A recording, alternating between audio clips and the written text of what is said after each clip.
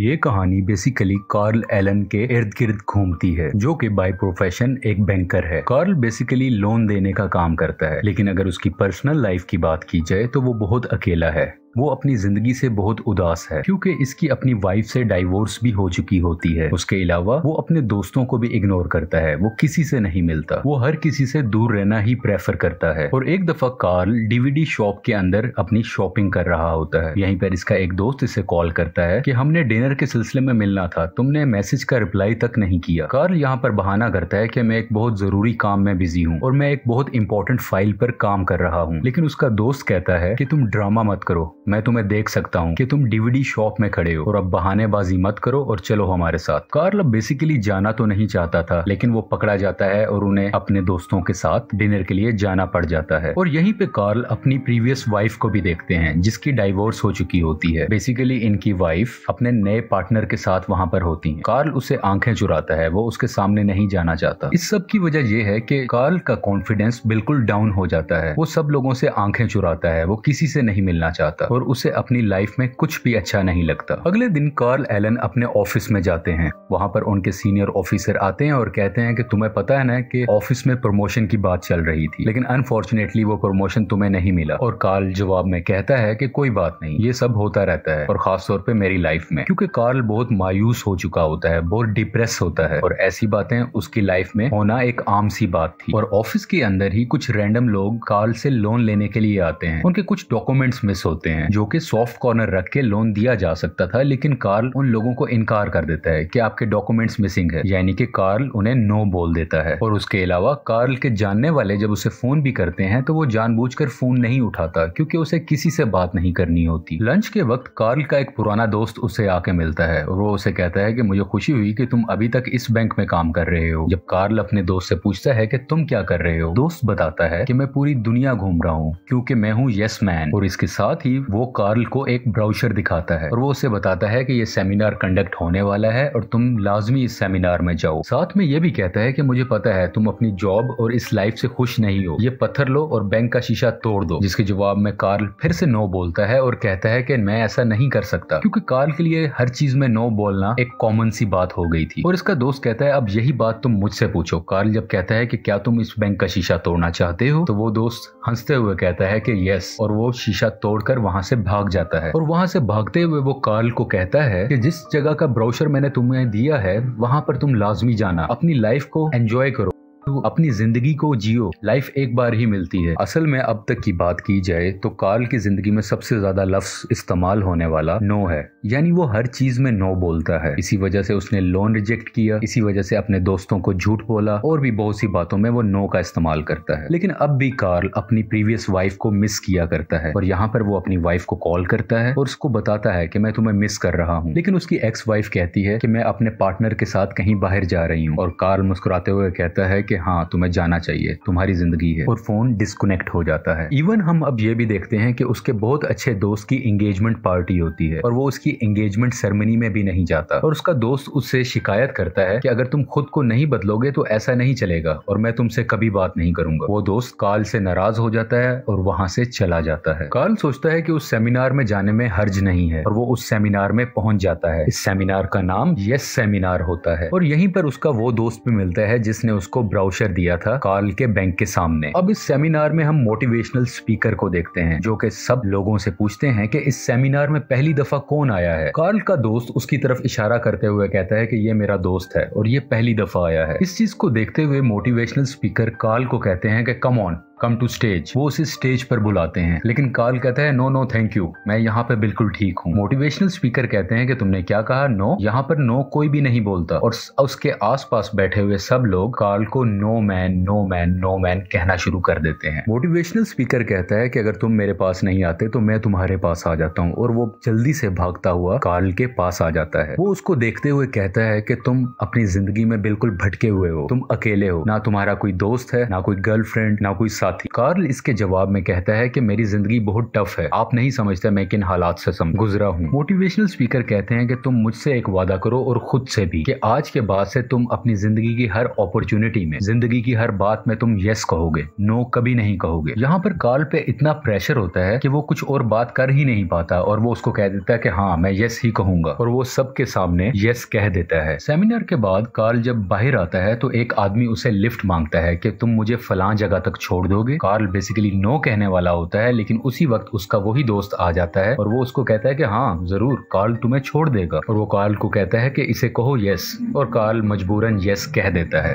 सफर के दरमियान वो लिफ्ट लेने वाला आदमी कार्ल को कहता है कि क्या तुम्हारे पास फोन है, मैं वो इस्तेमाल कर सकता हूँ। कार्ल उसे भी यस कह देता है और वो फोन पर लंबी लंबी कॉल्स करने लगता है। थोड़ी देर में उसकी जगह आ जाती है जहाँ पर उसने उतरना था। वो उसे कहता है क्या तुम्हारे पास कुछ पैसे हैं। अब कार्ल नो बोलना चाहता है, लेकिन वो उस सेमिनार की वजह से कहता है कि ओके मैं तुम्हें पैसे दे देता हूँ, यानी कि वो यस करता है और वो उसे अपने सारे पैसे भी दे देता है। खैर उस शख्स को छोड़ के कार्ल अपने घर की तरफ चल पड़ता है। रास्ते में उसकी गाड़ी खराब हो जाती है। अब ना तो उसके पास पैसे हैं क्योंकि वो सारे पैसे उस बंदे को दे चुका था, उसके अलावा उसकी फोन की बैटरी भी डेड हो जाती है क्योंकि वही शख्स बहुत लंबी कॉल्स कर रहा था जिसकी वजह से बैटरी डेड हो चुकी है। कार्ल यहाँ से पैदल नियरेस्ट पेट्रोल पंप के पास जाता है और अपना क्रेडिट कार्ड स्वाइप कर एक खाली डब्बे में पेट्रोल भर रहा होता है ताकि वो उस पेट्रोल को ले जाए और गाड़ी में डालकर अपने घर जा सके। लेकिन पेट्रोल भरते हुए वहां पर एक लड़की आती है। वो लड़की बाइक पर बैठे हुए कार्ल की फोटो खींच लेती है और वो उसे मुस्कुराते हुए कहती है कि शायद तुम्हारी गाड़ी का पेट्रोल खत्म हो गया है, अगर तुम्हें मुनासिब लगे तो मैं तुम्हें छोड़ सकती हूँ तुम्हारी कार तक। और कार्ल कहता है यस, और वो उसकी बाइक पर बैठकर अपनी गाड़ी तक पहुंच जाता है। बेसिकली इस लड़की का नाम एलिसन है। एलिसन मजीद कार्ल से पूछती है कि क्या तुम ठीक हो। कार्ल अपने मुंह में बोलते हुए ये कहता है कि हाँ मैं ठीक हूँ, बस मुझे एक किस चाहिए। बेसिकली वो अपने मुंह में ही बोल रहा होता है, वो ऊंची आवाज में नहीं कहता, लेकिन इसकी ये बात ये लड़की एलिसन सुन लेती है और वो उसके चेहरे पे किस करके वहां से चली जाती है। और कार्ल इस चीज को देख के बहुत खुश हो जाता है और वो ये सोचने लगता है कि ये सब कुछ जो हुआ सिर्फ यस बोलने की वजह से हुआ, क्योंकि अगर मैं उस भिखारी को लिफ्ट ना देता तो ये सब कुछ ना होता, ना ही ये लड़की मिलती। और कार्ल ये फैसला कर लेता है कि मुझे अब हर चीज में यस ही बोलना है। अभी ये वो बातें सोच ही रहा होता है कि उसके बॉस की कॉल आ जाती है। ये दिन सैटरडे का होता है जो कि छुट्टी का दिन है, लेकिन उसका बॉस कहता है कि ऑफिस में कुछ काम है, क्या तुम आ सकते हो। और कार्ल कहता है कि यस, और वो अपने ऑफिस में पहुंच जाता है। ऑफिस के अंदर एक औरत आती है जो कार्ल को बताती है कि मैं एक छोटा सा केक बनाने का बिजनेस करती हूँ और मुझे अपने बिजनेस के एक्सपेंशन के लिए कुछ लोन चाहिए। हालांकि इनका बैंक छोटे लोन्स नहीं दिया करता, लेकिन कार्ल ने फैसला कर लिया होता है कि वो हर चीज पर यस बोलेगा और नो से दूर रहेगा। और उस औरत की बात को सुनते हुए उसका लोन एक्सेप्ट कर लेता है, यानी कि उसको लोन दे देता है। इसके अलावा वो अपने पुराने दोस्तों से भी मिलना चाहता है। वो उन्हें बताता है कि मैं अपनी जिंदगी में चेंज लेके आ गया हूँ, अब मैं हर चीज को यस कहता हूँ और मैं काफी अच्छा फर्क फील कर रहा हूँ। और इस चीज का फायदा उठाते हुए उसका दोस्त मजाक में वेटर्स को बुलाता है और उसको कहता है कि यहाँ पर ड्रिंक्स और खाना लाना बंद मत करना क्योंकि सारा का सारा बिल हमारा दोस्त कार्ल देगा। क्या कार्ल तुम बिल दोगे ना। और कार्ल कहता है यस। कार्ल यहाँ पर बहुत ड्रिंक करता है और नशे की हालत में बहुत नाचता है, कूदता है और गाता है। उसने लाइफ में ऐसा कभी एंजॉय नहीं किया जैसा कि आज रात वो कर रहा है। नेक्स्ट मॉर्निंग आ जाती है और कार्ल की एक नेबर जो कि एक ओल्ड एज लेडी है वो उसके पास आती है और वो उसे कहती है कि क्या तुम मेरे घर का एक शेल्फ ठीक कर दोगे। कार्ल उसका घर का शेल्फ ठीक करता है, लेकिन उसी दरमियान ये ओल्ड लेडी कार्ल को सेक्सुअली हैरेस करने लगती है और कार्ल कहता है नो नो ऐसा कुछ नहीं होगा हमारे दरमियान। और कार्ल वहां से बाहर भाग आता है,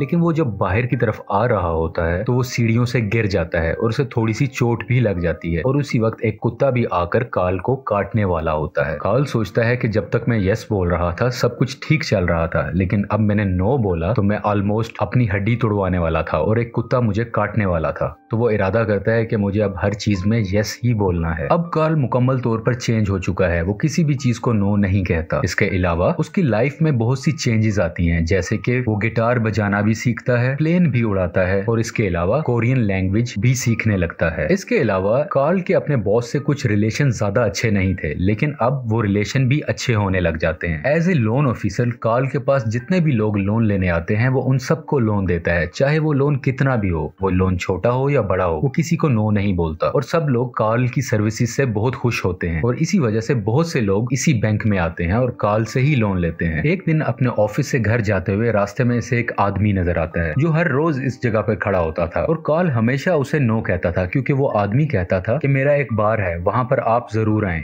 आपको पसंद आएगा। और कार्ल हमेशा से उसे नो कहा करता था, लेकिन क्योंकि अब कार्ल यस कहता है तो वो उस आदमी का ब्राउचर देखते हुए कहता है कि यस, मैं जरूर आऊंगा तुम्हारी बार में, तुम बहुत अच्छा काम कर रहे हो। और रात को कार्ल उसी बार में चला जाता है। वहां पर जाकर वो देखता है कि वही लड़की एलिसन वहां पर मौजूद है। ये वही लड़की है जिसने उसे लिफ्ट दी थी और उसे किस भी की थी।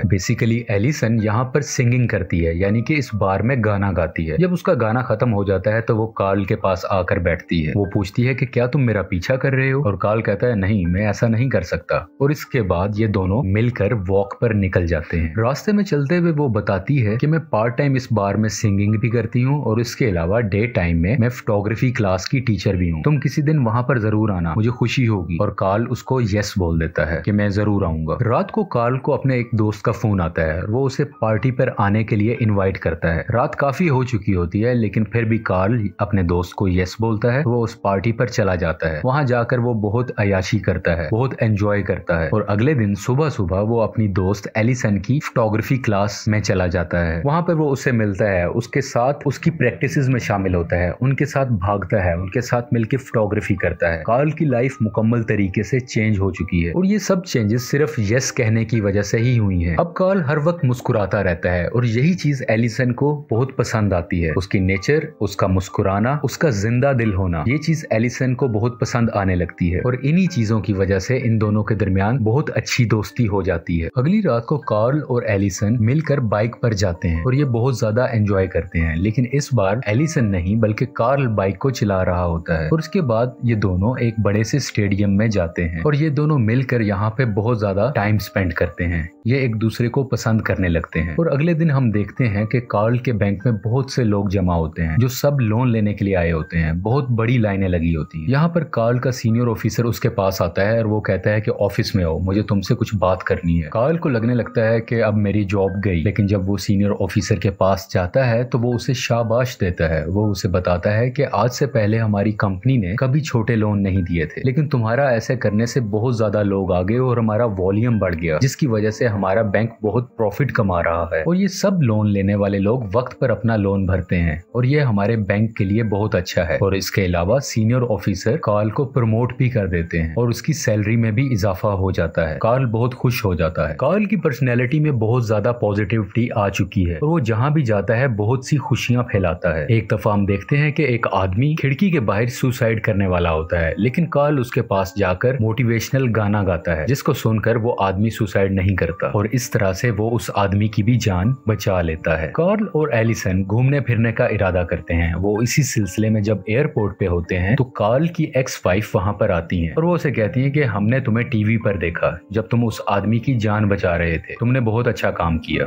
कार्ल कहता है वो तो बस यूं ही। ये सब देखकर उसकी एक्स वाइफ बहुत हैरान हो जाती है कि कार्ल में ऐसी चेंजेस कैसे आ गई, वो इतना मुस्कुरा कैसे रहा है, वो इतना पॉजिटिव और इतना जॉली कैसे है। वो उसे पूछती है कि तुम यहाँ कैसे। वो उसे बताता है कि मैं अपनी गर्लफ्रेंड का इंतजार कर रहा हूँ। वो पूछती है कि तुम कहाँ जा रहे हो, तो वो कहता है कि हमने अभी तक ये डिसाइड नहीं किया, वो जब आएगी तो हम यहीं से डिसाइड करें कि हमें कहाँ जाना है। इसके बाद एलिसन भी आ जाती है और वो मिलकर टिकट काउंटर के पास जाते हैं और वो टिकट ऑफिसर को कहते हैं कि यहाँ से पहली फ्लाइट जो भी है, जहाँ भी जा रही है, हमें उसकी टिकट दे दो। और पहली जाने वाली फ्लाइट का नाम होता है निब्रास्का। ये दोनों मिलकर निब्रास्का चले जाते हैं। वहां पर ये बहुत एंजॉय करते हैं, फोटोग्राफी करते हैं। यहाँ पर कार्ल का ह्यूमर, उसकी बातें करने का अंदाज और उसकी पॉजिटिविटी को देखते हुए एलिसन बहुत ज्यादा इम्प्रेस हो जाती है और वो पहले से ज्यादा कार्ल को पसंद करने लगती है। और वो कार्ल को कहती है कि क्यों ना हम यहाँ से जाने के बाद एक ही घर ले लें और मिलके वहां पर शिफ्ट हो जाएं। कार्ल इस बात को सुन के बहुत खुश हो जाता है क्योंकि उसकी लाइफ भी बहुत अकेली होती है, वो तन्हा रहता है और वो इसकी बात पर यस कह देता है। अमेरिका वापस जाने के लिए ये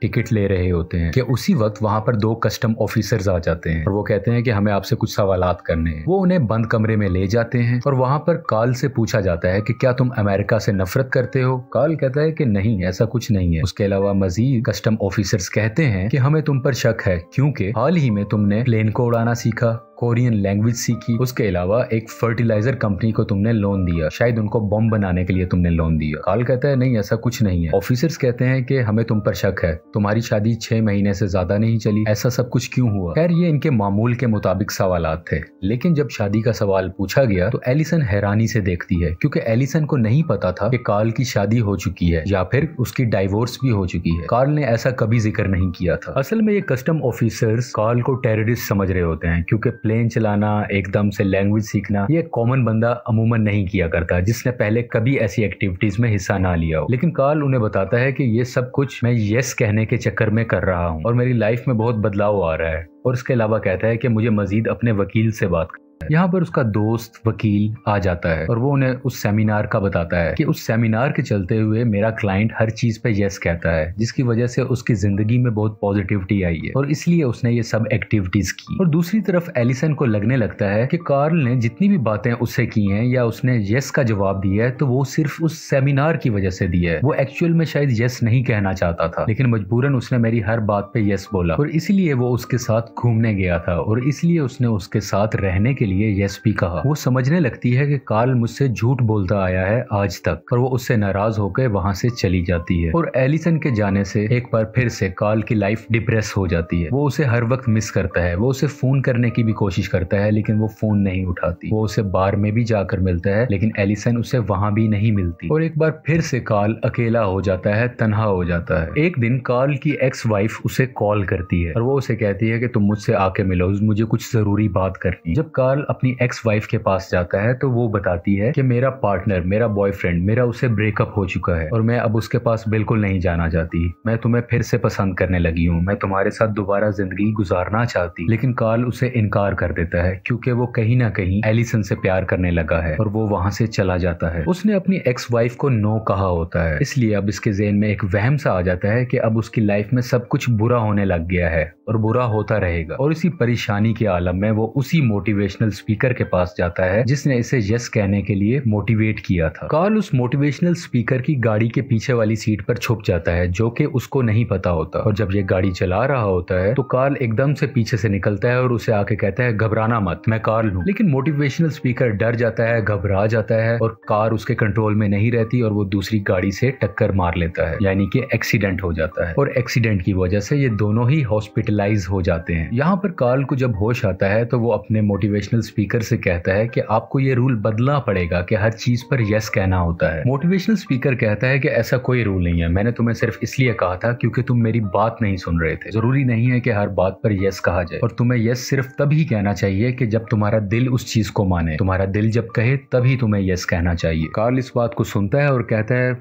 कि अब मैं बिल्कुल समझ चुका हूँ और वो अपने दोस्त से टाइम पूछता है। और ये टाइम एलिसन की फोटोग्राफी क्लासेस का होता है और कार्ल फौरन हॉस्पिटल से उसी हुलिये में एलिसन के पास पहुंच जाता है। वो एलिसन से मिलके कहता है कि मैंने आज तक तुम्हें जितनी बार भी यस कहा वो मैंने दिल से कहा था, हमेशा सच बोला था, सिवाय एक चीज को छोड़ के कि जब तुमने मुझसे पूछा था कि नेब्रास्का से वापसी पर हम दोनों साथ रहेंगे तो उस वक्त मैंने बगैर कुछ सोचे यस कह दिया था, क्योंकि मैं वहां पर काफी हद तक घबरा गया था। ये जिंदगी के बड़े फैसले होते हैं और हमें सोच समझ कर फैसला लेना होता है, इसलिए मैं घबरा गया था और मैंने ये झूठ में यस बोला था। लेकिन मैंने जितने भी यस बोले वो बाकी सब सच थे। एलिसन कहती है कि मुझे कैसे पता चलेगा तुम कौन से यस पे सही कह रहे हो और कौन से यस पे गलत कह रहे हो। बात को बदलते हुए कार्ल कहता है कि अगर मैं ये यस कहना ना शुरू करता तो क्या मैं तुमसे मिलता, और अगर मैं ये ना भी कहता और मैं तुमसे मिल भी जाता तो जैसा मैं पहले था तुम मुझे बिल्कुल पसंद ना करती, बल्कि मुझे कोई भी पसंद नहीं करता था। तुम अपनी जिंदगी को बहुत एंजॉय करती हो, तुम जो करना चाहती हो वो तुम करती हो। लेकिन ये बात भी सच है कि मैं तुमसे प्यार करता हूँ और बहुत प्यार करता हूँ, तुम्हें खुश रखूंगा। और एलिसन भी मुस्कुराती है और उसको कार्ल पर यकीन आ जाता है। उसे मुकम्मल यकीन होता है कि कार्ल अब सच में यस कह रहा है, वो सच में उसे प्यार करने लगा है और दोनों एक दूसरे को गले लगा लेते हैं और इस मूवी की हैप्पी एंडिंग हो जाती है।